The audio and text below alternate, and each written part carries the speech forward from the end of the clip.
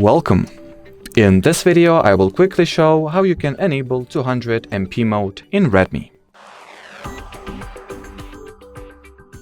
So the first condition that you should meet in order to be able to put your camera in the 200 megapixel mode is the fact that your particular Redmi device, Redmi model should support it and should have this 200 megapixel mode. From here the order of business is pretty simple. Just launch the camera app and here look for the available camera modes, and one of those modes should be the dedicated 200 megapixels or highest possible resolution that your Redmi phone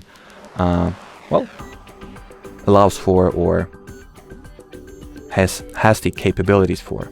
So the rule of thumb here, because as you could have already guessed, Redmi phone may very significantly differ from one device to another, Redmi phones I mean. So the general rule of thumb is that you need to either launch the camera and look through the list of all available camera modes and somewhere there find the 200 megapixel mode, or sometimes you can also do that by entering the regular photo mode, then opening those camera parameters or camera options and enabling the high res or 200 MP mode here. So as far as this video goes, I guess that'll be it, guys. So should you have any further questions, leave them in the comment section below. But as for now, thanks for watching and bye bye.